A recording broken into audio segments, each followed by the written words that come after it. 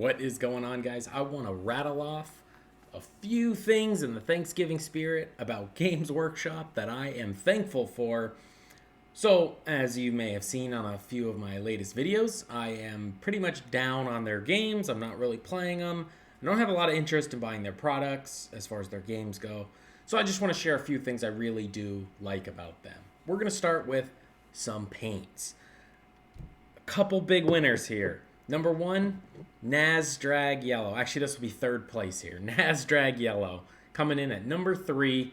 This is the yellow contrast paint that has a yellow to brown sort of tone in the shadows. It's really, really good for one coat coverage of yellows, especially if you do it over a zenithal of, say, white to brown in the recesses. And also it does work white to black. Just do not leave a lot of black. It leaves a lot of room to highlight up to creams or bright yellows. It's a wonderful, wonderful one-coat yellow. Coming in, number 2, that I'm thankful for, paint-wise from Games Workshop, is Death Shroud Clear. It is an air color. This is very similar to an oil wash in a water-based paint. It does not stain the surfaces. It finds the recesses very well. So if you're used to Nuln Oil, the way it will darken the whole surface, this will actually just darken the recesses and barely tint even the surfaces, the raised surfaces. You can use this on eyeballs and it will basically leave them completely white and recessed shade around them. You could do panel line, everything. It's wonderful. Downside being it has a very glossy finish, so you're going to have to varnish your model to bring all your finishes together, or you're going to have a weird glossy finish. I use a matte coat, AK Interactive Ultra Matte. Wonderful. This is a must-have if you haven't tried it. Death Shroud Clear. It's really good. Now, the number 1 Games Workshop paint by far, and maybe not by far, those other two are really good, Celestra Gray. This is the perfect off-white color. It's good for dry brushing any kind of rocks, any kind of concrete, which of course in urban sci-fi games there's plenty of. It's the perfect color for the eyes of a 28-32 mil miniature. You don't want to go pure white, then you get googly eye crazy people. This is the jam. It's really good for lightening up blues if you want to desaturate them. A wonderful, wonderful color. Pick up Celestra Gray. Great to dry brush, great to base coat light colors with. Great for eyes. Good for mixing and lightening up desaturated colors. Fantastic color. So those are the 3 paints that I'm thankful for from Games Workshop. Of course, Bugman's Glow is coming in at number 4. Troll Slayer Orange and the Flash Gets Yellow are really good oranges and yellows. Averland Sunset's also a good base yellow.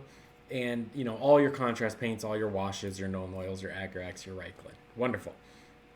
The probably number 1 thing I'm thankful for with Games Workshop would be Slaanesh.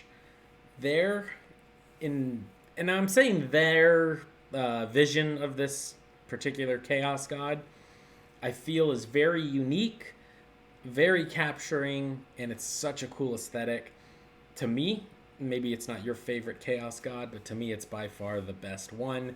It has so much room for these cool models and just this wonderful room to explore. And not everybody gets it right, including Games Workshop. You'll see a lot of third-party miniature makers. I got a 3D printer going back there, so I've been looking for everybody's Slaanesh models. Some people get it right, some people don't. Some lean way too into like the sexiness of it. My favorite is sort of the contrast of the horror and the seduction of it, I guess you could say. So it's like for example, Hellraiser, the horror movie. They take a lot of pleasure in torturing their victims, but they're all like dressed up real nice. They're not like Jason Voorhees or Leatherface coming at you. They're like in full evening wear to come create atrocities or commit atrocities. So definitely a super cool thing to me. Slaanesh, it's just simply the best. Now, I love Slaanesh mainly because of the big crab claw demonettes, which were, I believe, the second version of the demonettes in metal. They're some of my favorite models Games Workshop has made. I think I have about 70 of them, and I think honestly I'm just going to sell them because I don't plan on painting them. Painting those old metal models sucks. And even though I do like them, maybe I'll just keep one of each if I even care. But if you've ever seen, I believe it was 85 or 87, 1985 or 87, Clash of the Titans, there's a scene where they fight scorpions. There's a monster man, I forgot his name. He summons up scorpions, and the sound effects of them fighting the sort of claymation scorpions with the clicking and the clattering and the snipping of the claws is just, it just captures it so well. I think there's such an amazing horror aspect to the idea of all these demonettes, that like the clicking noise of their claws, lovely. Unfortunately for Games Workshop, the absolute best Keeper of Secrets made by far is the Pincer Demon from Creature Caster, but Shalaxi is a wonderful Keeper of Secrets, and I can't fault him for Slaanesh. It is top notch.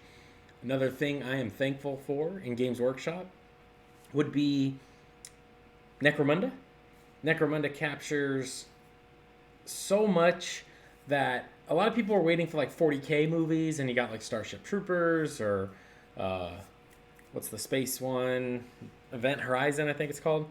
But Necromunda is basically every sci-fi cyberpunk type movie there is, and you could sort of feel how it would be like a Necromunda movie, whether that be like an Escape from LA or Escape from New York, Judge Dredd, Total Recall, RoboCop, and so on and so forth.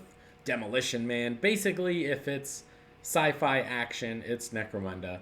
And Necromunda's awesome. There's Goliath with mohawks, that's cool. But the best is the Khador and the Redemptionists, who are these psycho-religious, fanatical characters that are, they just capture a wonderful space. They're sort of like, maybe like the Sisters of Battle if they went a little too far or a little too, took the law into their own hands or whatever, the Imperium's law, I guess you could say. So I think Necromunda's a big win. The current Necromunda game is actually really good. Unfortunately, they're doing this nickel and dime thing where they're trying to charge, I'm not buying them, but they're trying to basically sell their players hardback book after hardback book after hardback book after card pack and card pack. Whoa. No, thank you. Not interested. There's plenty of sci-fi skirmish games, especially now that I've found one-page rules, that I don't need to play their game system at all. And I'm certainly not about to buy all those books. Sorry for them. Oh well. Blood Bowl. Big winner. Blood Bowl, the new edition, is fantastic. The old edition's fantastic.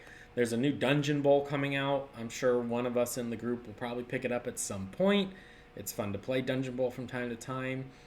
I don't know if this one's going to solve some of the problems where there would be stalemates in the hallways, and that'd be very hard to move the ball until armor was broken, which makes the bash teams very strong in Dungeon Bowl. But yeah, Dungeon Bowl, Blood Bowl, very good. The miniatures are good. If Games Workshop wanted to sell me something soon, besides if I run out of my favorite paints, they're basically going to have to make a Slaanesh Blood Bowl team. I mean, of course they could surprise me, but a lot of times when I'm looking at their new releases or their rumors, even say content on things that they have upcoming or rumors about things that they have maybe coming out, they just haven't been interesting me at all. They're just in a bad spot for me. I feel like they're just throwing stuff at the wall, seeing if it sticks, charging you $50 for it. They're not play testing appropriately for as much money as the company makes. They're cranking out nonsense that's just... The games are bad. They're just bad. Sigmar, 40K, terrible games right now. There's just such a problem with the playtesting and the new rules. And they're obviously having all kinds of problems with getting any kind of steady pace of books and codexes and out for these games. I don't, that could be COVID related. It could be them dropping the ball in other ways. They're certainly not taking extra time to playtest, so I don't know. They're just waiting on their crap to get shipped, so they can sell you the crap and then FAQ crap with a little bit less crap. Not interested. But if they came out with a Slaanesh Blood Bowl team, I'd probably pick that up. A brand new team, Slaanesh models. Yeah, I'm probably going to get that. So if you want to sell me a $45 Blood Bowl team, I'll probably buy the cards, and I'll probably buy the dice too, because I love Slaanesh that much. So there you go.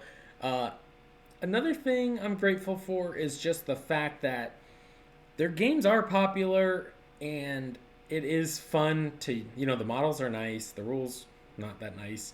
But there's always going to be somebody you can catch a game with, a 40k or whatever. If you get back into the hobby like me, I got back into it with Age of Sigmar 1 at the launch. And yeah, it's been a good time. So I can't fault them for that. Thank you for getting me back into the hobby, of course. Not really interested in playing your games right now, though. So hopefully we get back on track. Little Thanksgiving video, fun ramble. If you have things you like about Games Workshop, this is not a per se bash Games Workshop comment section on this video, but you certainly can. Doesn't bother me at all. Go ahead and comment below. If you love Slaanesh, obviously hit the thumbs up. If you love Nurgle, you can hit the thumbs up too. They're pretty cool. I'll see you in the next one.